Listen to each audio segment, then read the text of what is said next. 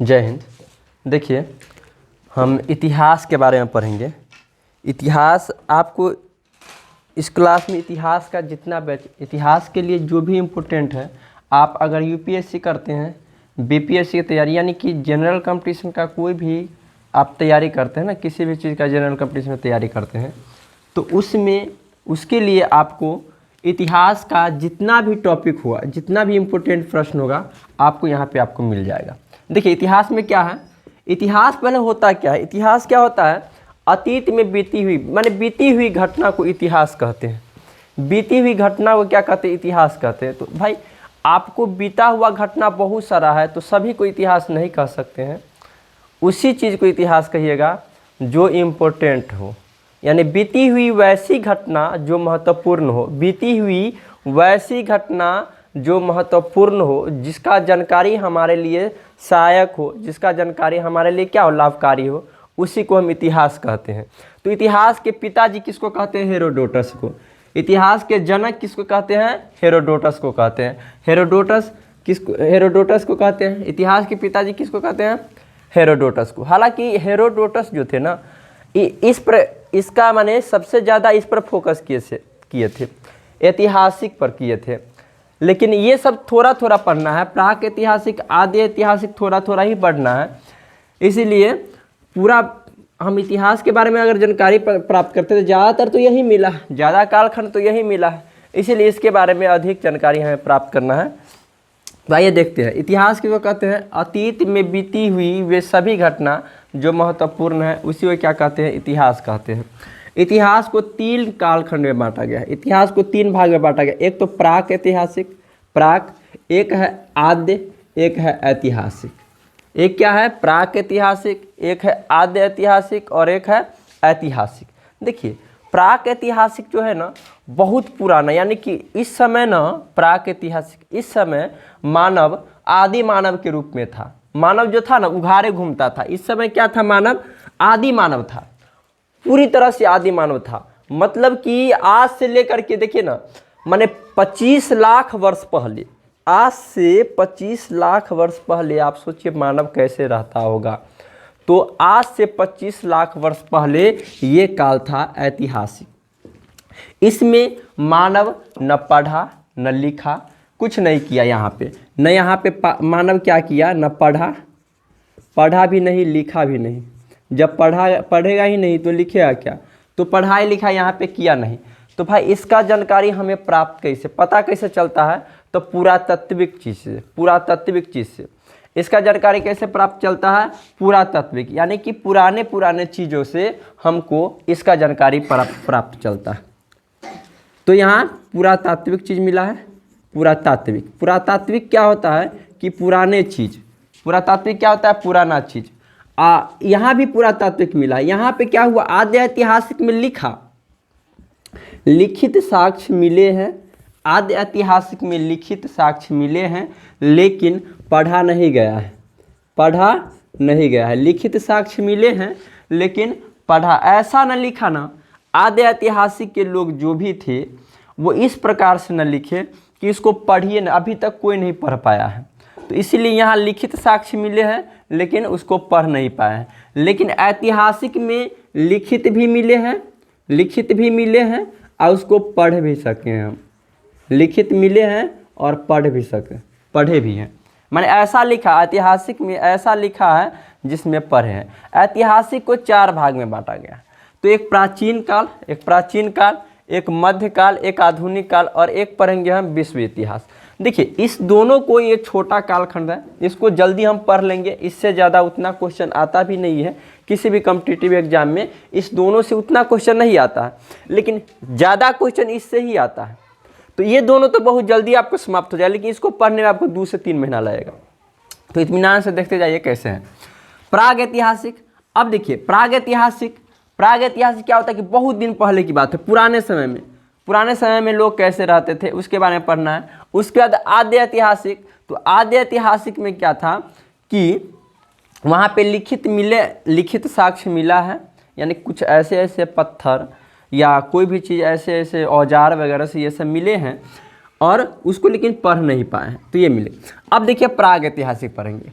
अब प्रागैतिहासिक को भी 4 कालखंड में बांटा गया। प्रागैतिहासिक कितने कालखंड में बांटा गया है? 4 कालखंड में। ये 4 कालखंड क्या थे देखिए। अब देखिए प्रागैतिहासिक, पहला इतिहास के 3 कालखंड में पहला क्या था? प्रागैतिहासिक। प्रागैतिहासिक तो प्रागैतिहासिक बहुत पुराना समय, माने सबसे पहले, माने आज से सोचिए ना 25 लाख वर्ष पहले कैसा मानव रहा होगा, तो उसका इतिहास उसमें 4 कालखंड में बांटा गया। प्रागैतिहासिक को क्या कहा गया है? 4 कालखंड में बांटा गया है। हालांकि देखिए प्रागैतिहासिक के जनक जो थे रॉबर्ट ब्रूस फूट। प्रागैतिहासिक के जनक कौन थे? Robert Bruce Foote. इसमें लिखित स्रोत नहीं मिले हैं। प्रागैतिहासिक में लिखित स्रोत नहीं मिले, मतलब कि लिखा हुआ कुछ भी नहीं मिला है। प्रागैतिहासिक में लिखा हुआ कुछ भी नहीं मिला है। और यहाँ पे औजार जो थे पत्थर के थे। यहाँ पे प्रागैतिहासिक में औजार जानते हैं ना क्या होता है? तो औजार थे पत्थर के। तो पत्थर के औजार मिलने के कारण इस काल को, प्रागैतिहासिक को क्या पाषाण काल कहा गया है। पत्थर के औजार मिलने के कारण इसको प्रागैतिहासिक को पाषाण काल भी कहा गया है। तो आपको पूछा जाएगा कि पाषाण काल किसको कहते हैं? तो प्रागैतिहासिक को। किसको कहते हैं? प्रागैतिहासिक को। और पाषाण काल कहते क्यों हैं? क्योंकि प्रागैतिहासिक में पत्थर के औजार मिले हैं। अब इसको 4 कालखंड में बांटा गया है। पूरा पाषाण जो सबसे पुराना था, पूरा पाषाण काल क्या था? सबसे पुराना था। उसके बाद वाले काल को मध्य पाषाण, और उसके बाद वाले काल को नव पाषाण, और उसके बाद जो काल थे चौथा में, यहाँ पे चौथा लिख देते हैं, उत्तर पाषाण। चौथा क्या था? उत्तर पाषाण। इसको ताम्र पाषाण भी कहते हैं क्योंकि इसमें तांबा का खोज हो चुका था। ताम्र पाषाण, ताम्र पाषाण कहते। अब देखिए पूरा पाषाण काल। पूरा पाषाण काल के जो लोग थे, मानव थे, पूरा पाषाण काल में जो मानव थे वो खानाबदोश थे। मतलब उसको दूसरा कोई काम है ही नहीं, सिर्फ खाना है और रहना है, समझे। और खाना प्राप्त करने के लिए, खाना क्या पका उका के तो नहीं खाते होंगे, पका के क्या कहते, जानवर को मार के खाते थे। उस समय क्या करते थे? जानवर को मार के खाते थे। तो खाद्य संग्राहक करते, खानाबदोश थे। खानाबदोश के मतलब कि खाना पर डिपेंड रहते थे। मेन चीज़ उसका खाना ही था। पहला प्राइमरी काम क्या था? खाना। खाना पहले उपाय होना चाहिए, उसके बाद कुछ। उसके लिए खाद्य संग्राहक करते थे। खाद्य संग्राहक का मतलब क्या होता है? खाद्य माने खाना के सामान को संग्रह करना। जैसे अभी हम लोग क्या है? धन संग्राहक। अभी का आदमी क्या है? धन संग्राहक है। अभी आप धन संग्रह करते हैं, धन को इकट्ठा करके रखते हैं। खाना तो मिल ही जाता है। उस समय जैसे आप धन को अभी इकट्ठा करके रखते हैं ना, भविष्य में उपयोग के लिए इकट्ठा करते हैं, उस समय के पूरा पाषाण के लोग जो थे उस समय क्या करते थे कि खाना को संग्रह करके रखते थे, इकट्ठा करके रखते थे। हालांकि अभी भी खाना संग्रह होता है। जैसे गेहूँ कटाता है तो क्या करते हैं? गेहूँ साल भर के लिए रख लेते हैं ना, ताकि हमको खाना बाद में जाके खाना खाने में दिक्कत ना हो। तो साल भर के लिए, तो वही संग्रह हुआ। तो क्या करते थे? खाद्य। अब देखिए खाना खाने के लिए तो पका के नहीं खाते थे, जानवर सबको मार उड़ के खाते थे। जानवर सबको मार उड़ के खाते थे, तो उसके लिए जानवर को मारने के लिए आखेट करते थे। आखेट के मतलब जानवर को पूरी चारों बगल से घेर लेना है और उसको मार करके वैसा ही खा जाना है। तो इस प्रकार के मानव थे उस समय। उस समय के लोग क्या कहलाए? आदि मानव कहलाते थे। उस समय के लोग क्या कहलाते थे? आदि मानव, माने पूरा जानवर ही आदि मानव थे। उस समय एक सबसे बड़ा खोज हो गया, आग का खोज कर लिया। उस समय मानव क्या कर लिया? आग का खोज। आपको पूछा जाएगा सबसे पहले मानव किसका खोज किया? तो आग का खोज। सबसे पहले मानव क्या हुआ? आग का खोज किया। और आग का खोज हुआ कैसे? तो पत्थर से पत्थर टकरा करके आग का खोज हुआ। पत्थर से पत्थर टकरा करके आग का खोज हो गया। अब आग का खोज हो गया तो बहुत आसान हो गया। मानव क्या करने लगा? वो जो भी जानवर को मारता था तो पहले तो कच्चे ही खाता था, उसके बाद उस आग में पका पका करके खाने लगा। देखा कि आग हर जगह उसको उपयोगी महसूस होने लगा, ठंडा से बचाने के लिए, माने हर जगह आग का उपयोग होने लगा। तो आग को क्या किया? बहुत ही महत्वपूर्ण माना गया। तो आग का खोज हो गया। तो आग का खोज मानव का सबसे पहला खोज क्या था? आग। मानव का सबसे पहला खोज क्या था? आग। अब इसके बाद पूरा पाषाण के बाद आता है मध्य पाषाण। मध्य पाषाण काल में क्या था? देखिए मध्य पाषाण काल में पहले, पूरा पाषाण काल में पहले लोगों का हथियार क्या था? मानव का, आदि मानव का हथियार बड़ा बड़ा औजार होता था, बड़का बड़का पत्थर के औजार बना करके और उससे जानवर को मारता था और अपना सुरक्षा करता था। लेकिन मध्य पाषाण काल में जब इससे यहाँ आया, देखिए हालांकि ये जो था पूरा पाषाण काल जो था 25 लाख से 25 लाख ईसा पूर्व से 12,000 ईसा पूर्व, मतलब ये पूरा पाषाण काल अभी से कितना वर्ष पहले का होगा? आप सोचिए 25 लाख ईसा पूर्व, 25 लाख वर्ष माने अभी। देखिए ईसा क्या होता है आप समझिए यहाँ थोड़ा। मान लीजिए ईसा मसीह के जन्म हुआ, उसको 0 मान लीजिए, ईसा मसीह के जन्म को 0 मान लीजिए। आज 0 के बाद क्या हुआ? 1 दिख रहा है, 1 2 3 4 ऐसे बढ़ता जाएगा। इधर भी क्या होगा? 1 2 3 4। तो मान लीजिए ये बढ़ता गया ऐसे ऐसे करके। अभी कितना है?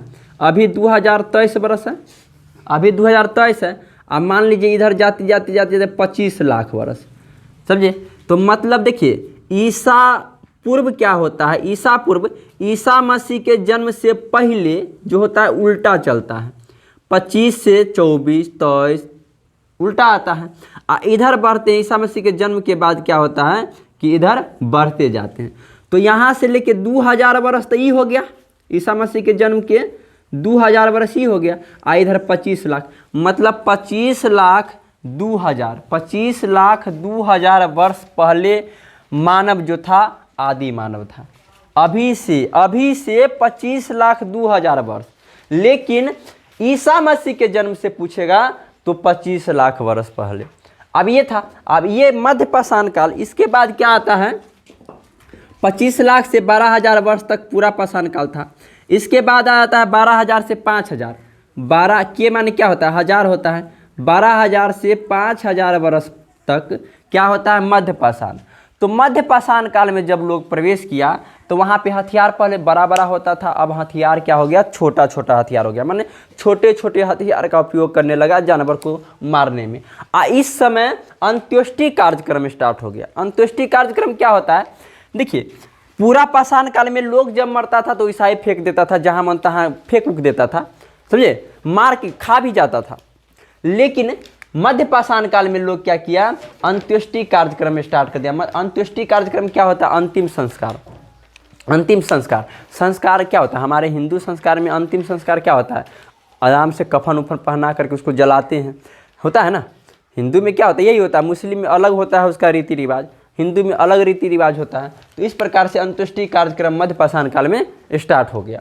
अब उसके बाद ये जो था 12,000 से 5,000, अब 5,000 से 3,000 वर्ष पहले, 5,000 से 3,000 ईसा पूर्व, ये था नौ पाषाण काल।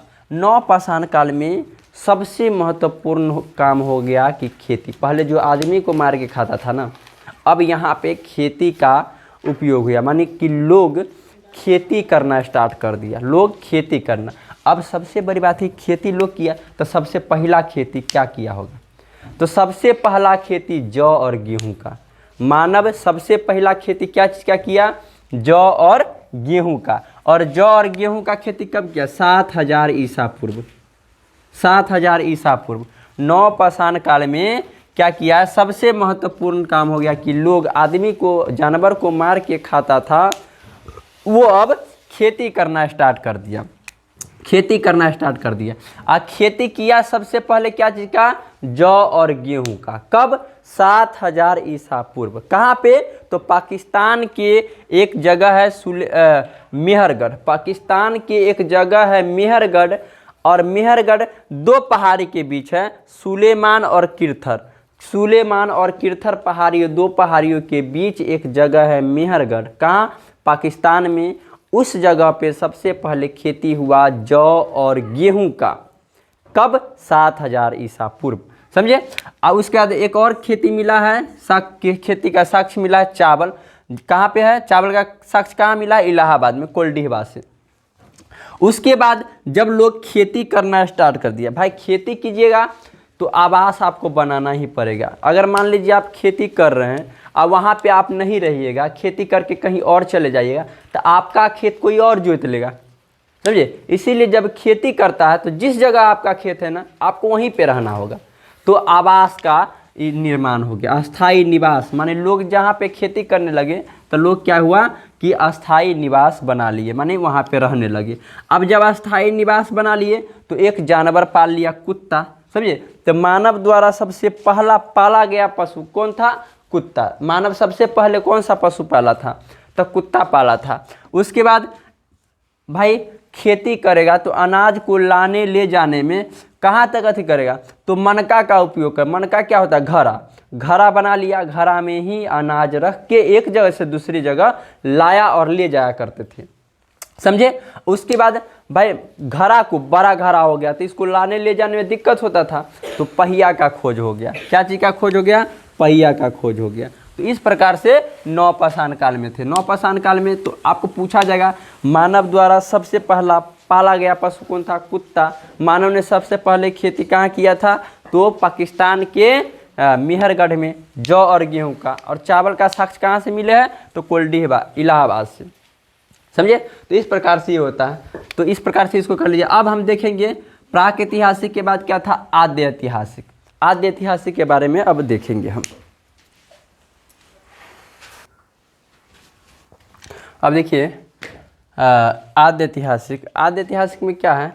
देखिए आद्य ऐतिहासिक में हमको क्या था कि उसमें लिखित स्रोत हमको मिले हैं, माने लिखा हुआ चीज़ हमको मिला है। जब माने पुराने चीज़ों को खाना गया, माने कि अंदर से निकाला गया, तो उसमें से हमको लिखा हुआ चीज़ भी मिला है कुछ, लेकिन ऐसा लिखा हुआ था ना उस समय कि हमको पढ़ ही नहीं पाए हैं, उसको पढ़ नहीं पाए हैं, समझे। और मेनली आद्य ऐतिहासिक में हमको सिंधु सभ्यता पढ़ना है। कौन सा सभ्यता पढ़ना है? सिंधु सभ्यता। सिंधु सभ्यता क्या है कि सिंधु घाटी, सिंधु नदी तंत्र, देखिए सिंधु नदी के किनारे नहीं कहेंगे, सिंधु नदी तंत्र के किनारे, सिंधु नदी तंत्र के किनारे जितने भी शहर थे वो सभी शहर सिंधु घाटी सभ्यता में आते हैं। माने सिंधु नदी की जो सहायक नदी थी, सिंधु नदी की माने एक मेन सिंधु नदी था, उसका बहुत सारा सहायक नदी था। मेन सिंधु नदी और सिंधु नदी का बहुत सारा सहायक नदी था, जैसे झेलम, रावी, चिनाब, सतलज, बहुत सारा था सहायक नदी। सिंधु नदी के बहुत सारे सहायक नदी थे और उन सभी नदियों के किनारे जितने भी शहर थे ना, वो सभी शहर सिंधु घाटी सभ्यता के अंतर्गत आते हैं। वे सभी शहर सिंधु घाटी सभ्यता के अंतर्गत आते हैं, समझे। तो क्या हुआ कि सिंधु घाटी सभ्यता का जानकारी कैसे पता चला? तो देखिए एक जानकारी चार्ल्स मैसन जो थे वो क्या थे? भूगोलवेत्ता थे, यानी कि भूगर्भ वैज्ञानिक थे। उन्होंने देखा कि सिंधु घाटी के जितने भी सहायक नदी है, सिंधु नदी के जितने भी सहायक नदी है, उसके जगह पे कुछ कुछ जो है माने उभरा हुआ स्थान है, ऊंचा है।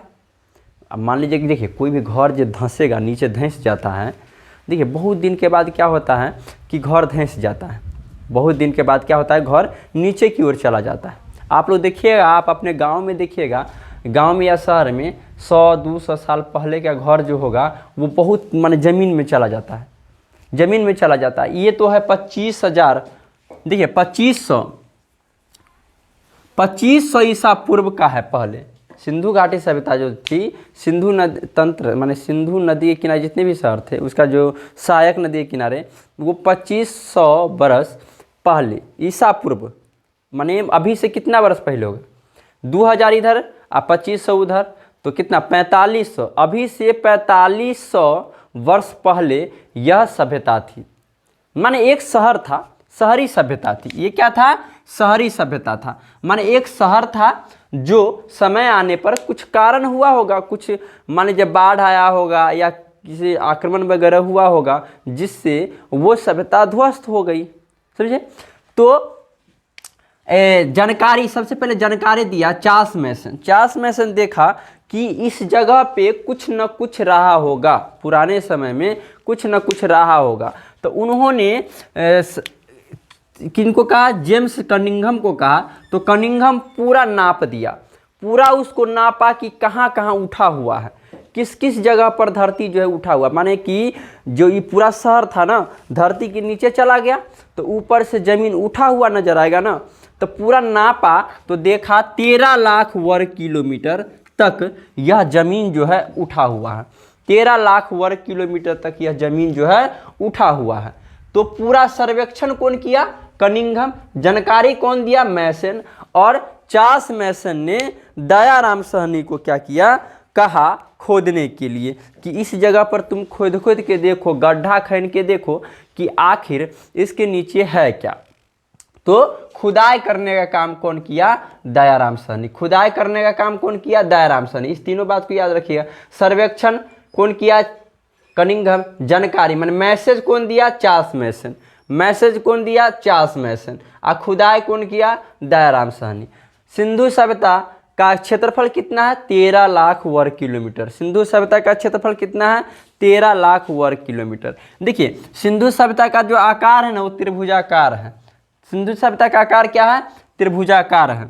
सर्वाधिक शहर हमको गुजरात से मिले हैं। सर्वाधिक शहर कहाँ पे मिले हैं, भारत में जो गुजरात है ना, गुजरात शहर, वहाँ से हमको सबसे ज़्यादा शहर सिंधु सभ्यता में मिले हैं। सिंधु नदी की सहायक नदी है, सो तो बता दिए।